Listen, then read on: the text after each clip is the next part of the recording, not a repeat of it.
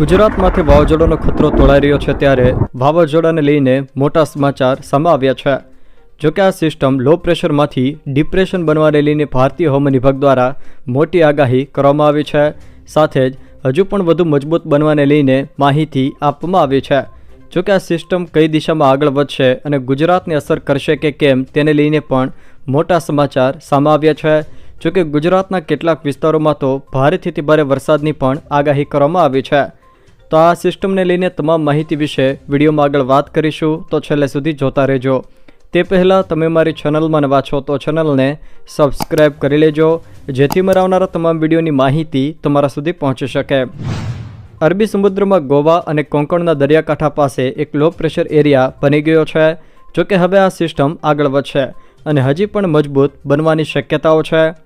હવામાન વિભાગના કહેવા પ્રમાણે આ સિસ્ટમ 30થી લઈને 36 કલાકમાં વધારે મજબૂત બનશે અને ઉત્તર તરફ આગળ વધે તેવી પ્રબળ શક્યતાઓ હાલની સ્થિતિએ હોવાનું હવામાન વિભાગનું કહેવું છે, જેના પગલે માછીમારોને 27 મે સુધી દરિયો ન ખેડવા પણ જણાવવામાં આવ્યું છે। જોકે હાલની સ્થિતિ પ્રમાણે આ સિસ્ટમની અસર ગુજરાત, મહારાષ્ટ્ર અને ગોવા પર વધારે થવાની શક્યતાઓ દેખાઈ રહી છે અને કેટલાક વિસ્તારોમાં ભારે વરસાદ પણ પડી શકે છે।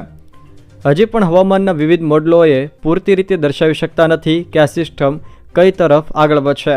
જોકે મોટાભાગના મોડલો અલગ અલગ સ્થિતિ દર્શાવી રહ્યા છે, એટલે કે આ સિસ્ટમ કઈ તરફ જશે એનો કોઈ ટ્રેક નક્કી કરી શકાયો નથી અને હવામાન વિભાગે પણ આ મામલે કોઈ માહિતી આપી નથી। પરંતુ હાલના કેટલાક હવામાન મોડલો પ્રમાણે આ જે સિસ્ટમ છે એ ઉત્તર દિશા તરફ આગળ વધે અને ગુજરાત નજીકથી પસાર થાય તેવું જણાવવામાં આવી રહ્યું છે।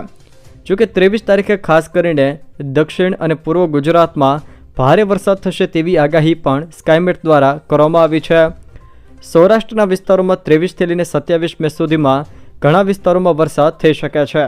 તે ઉપરાંત કેટલાક વિસ્તારોમાં ભારે વરસાદ થવાની પણ શક્યતાઓ છે, સાથે જ ભારે પવનો પણ ફૂંકાઈ શકે છે।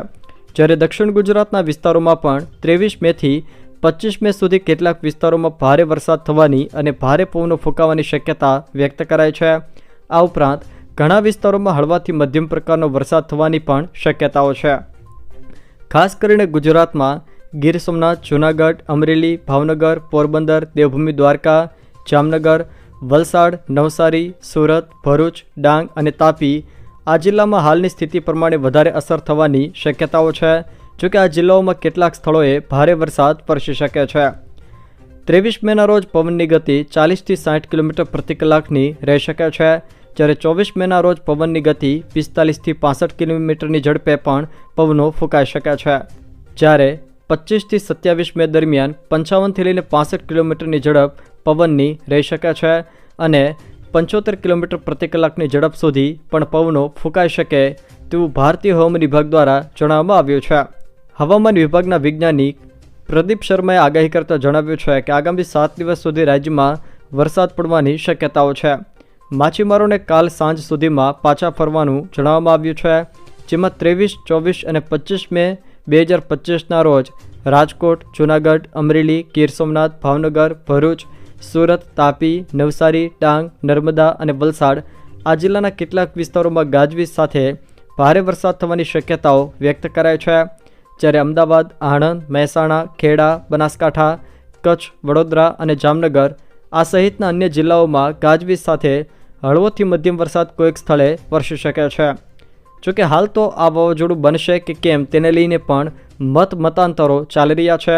જોકે હાલનો આ લો પ્રેશર છે એ આવનારી 30થી 36 કલાકમાં ડિપ્રેશનમાં ફેરવાઈ શકે તેવું ભારતીય હવામાન વિભાગ દ્વારા જણાવવામાં આવ્યું છે।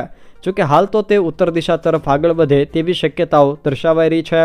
જોકે આ ચક્રવાત બનશે કે કેમ અને બનશે તો પણ તેનો ટ્રેક કઈ દિશામાં રહેશે તેને લઈને કોઈ ચોક્કસ માહિતી આપવામાં આવી નથી, પરંતુ હાલની હવામાન વિભાગ તેમજ અલગ અલગ હવામાન નિષ્ણાંતોની આગાહી મુજબ વાવાઝોડું બને કે ન બને, પરંતુ ગુજરાતના વિસ્તારોમાં આ સિસ્ટમની અસરના કારણે ભારે વરસાદો થઈ શકે છે।